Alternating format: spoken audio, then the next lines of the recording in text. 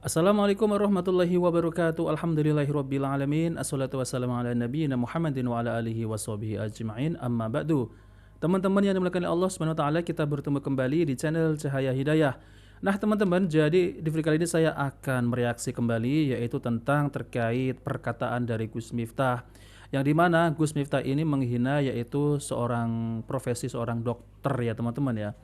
Kita tahu ya teman-teman ya, dokter ini kan ya banyak membantu yaitu masyarakat ya, berobat kepada dokter ya. Alhamdulillah dengan izin Allah ya, kita ini diberi kesembuhan. Tapi ya teman-teman ya, dokter ini malah dikatakan oleh Gus Miftah ya. Lawang sekolahnya itu lama, yaitu ya, dokter ini sekolahnya lama. Lalu kemudian banyak mengeluarkan biaya untuk sekolah dokter. Kok ini malah dikatakan oleh Gus Miftah? Dan ini menyinggung ya teman-teman, yaitu sebagai profesi dokter-dokter di Indonesia ini Gus Miftah ya. Jadi surat terbuka untuk Gus Miftah karena telah menghina dokter dan wanita. Nah oke teman-teman, kita langsung saja ya, mari kita simak videonya. Siapa bilang dokter itu pinter? Dokter itu gobtit. Saya nggak mau lanjutin ya. Kita lihat aja videonya nih ya. Coba ya. Siapa bilang dokter itu pinter? Dokter itu blok. Aku dokter DK, dokter dari Jakarta. Surat terbuka untuk Gus Miftah. Persoalan Pak Miftah ini dibahas terus oleh para media ya, media besar, maupun itu YouTuber, influencer dan lain sebagainya. Karena memang persoalan Pak Miftah ini tidak sesederhana, tidak sebatas hanya penghinaannya kepada Pak Sunhaji. Tapi ada hal-hal yang besar di balik itu semua. Dan ini menjadi tanggung jawab setiap muslim untuk meluruskan bahwa apa yang dilakukan Pak Miftah itu adalah sebuah kesalahan, jangan sampai ditiru, jangan sampai dinormalisasi. Melu tahlilan. Orang kok metal yang kedua, metalnya gatal lah. Ketawa. Jangan sesuatu yang ya gojek-gojek kiri seperti ini, berkata-kata yang semi-semi kemudian malah menjadi panutan dan orang akhirnya itu menjadi normalisasi kebulan. Assalamualaikum warahmatullahi wabarakatuh. Di video ini Pak Miftah atau Pak Taim mendapatkan surat terbuka ini ya, untuk memberikan permohonan maaf kepada seluruh dokter di Indonesia bahkan di dunia ya, karena telah mengatakan bahwa siapa bilang dokter itu pinter? Dokter itu gobtit. Saya nggak mau lanjutin ya. Siapa bilang dokter itu pinter? Dokter itu blok. Buktinya apa? Setiap orang datang ditanya. Oh, jadi dokter itu katanya gobtit gitu ya, karena setiap orang datang ditanya. Jadi maunya gimana? Kalau Pak Miftah sakit datang ke dokter nggak mau ditanya, langsung disuntik gitu. Aneh ini orang ya. Kan blok. Kalau pinter ngapain pakai tanya? Dokter itu yang pinter cuma satu. Siapa? Dokter hewan. Oh, dokter itu Dokter yang pinter hewan. cuma satu, yaitu dokter hewan ya. Kalau dokter lainnya katanya gobtit gitu ya.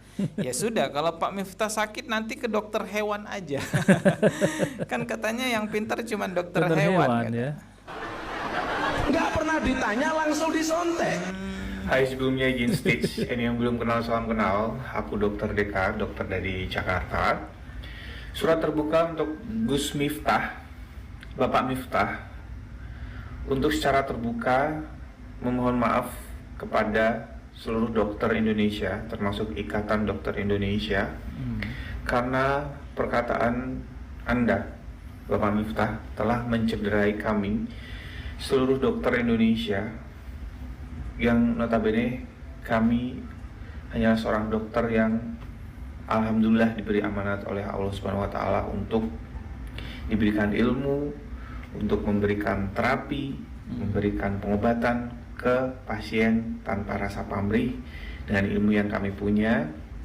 Guru-guru kami merasa sakit hati.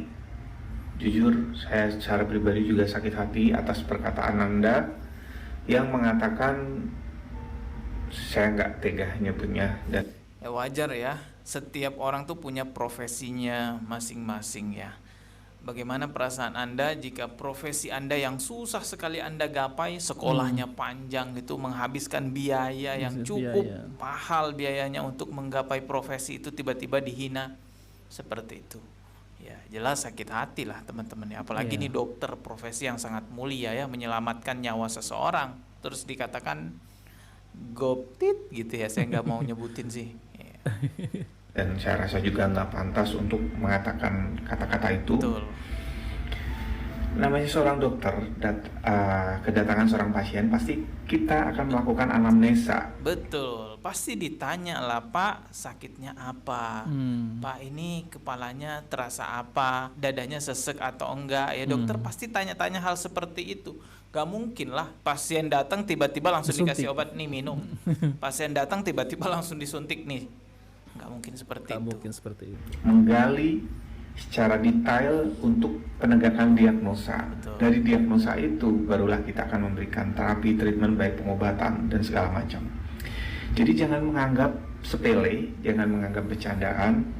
Kalau dokter itu bertanya, karena tujuan kami dalam bertanya kepada pasien adalah untuk anamnesa, untuk menggali sedetail mungkin agar penegakan diagnosa kami ini tepat, Bapak Miftah, kepada pasien.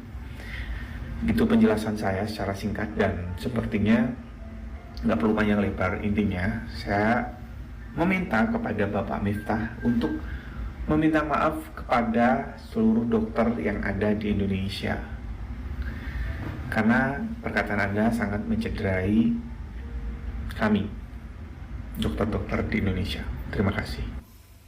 Tuh Pak Miftah, apakah akan minta maaf dengan perkataan yang sekasar ini? Coba nih lihat lagi nih videonya. Siapa bilang dokter itu pinter? Dokter itu goblok.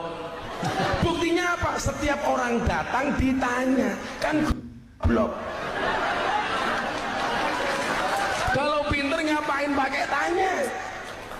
Dokter itu yang pinter cuma satu. Siapa? Dokter hewan. Nggak pernah ditanya, langsung disontek. Ya udah, nanti Pak Miftah kalau sakit langsung datang ke dokter Dokter hewan hewan. aja. Katanya Pak Miftah kan nggak pengen Iya. ditanya sama dokter kalau sakit, maunya langsung disuntik gitu.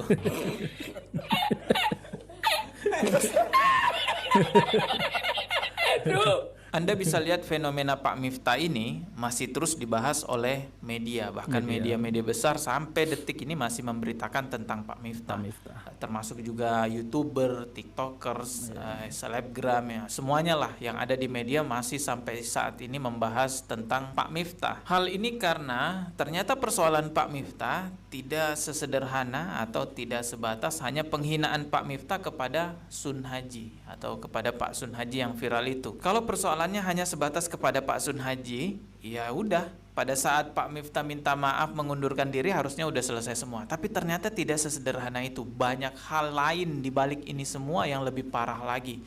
Sebenarnya Pak Sun Haji sangat beruntung sekali karena beliau viral. Andaikan nggak viral, nggak akan ada tuh Pak Miftah minta maaf. Nggak akan ada yang memberi donasi kepada Pak Sun Haji, mengasihani Pak Sun Haji. Jadi Pak Sun Haji ini benar-benar beruntung sekali. Ternyata selain Pak Sun Haji banyak orang lain yang dihina oleh Pak Miftah yang tidak viral. Bahkan ada yang sampai memendam 2 tahun lamanya dihina lote. Tapi ini nggak viral ya, jadi dipendam 2 tahun lamanya. Dan sampai saat ini belum ada kabar Pak Miftah minta maaf langsung ke Bu Yati.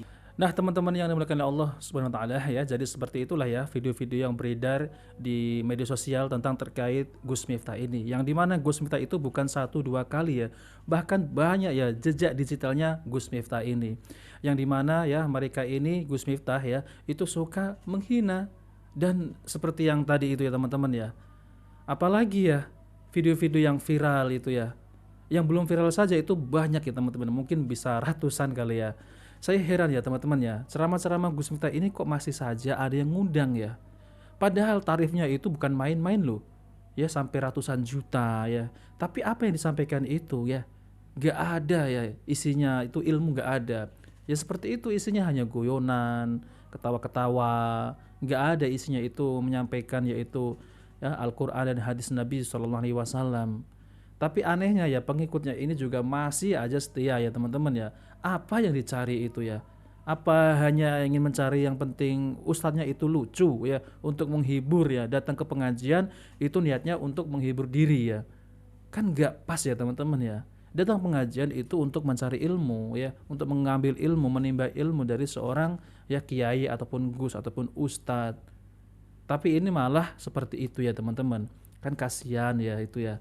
Kasihan ya jamaahnya itu datang-datang di situ malah bukan dapat ilmu ya. Malah ya hanya candaan guyonan seperti bapak-bapak di pos ronda.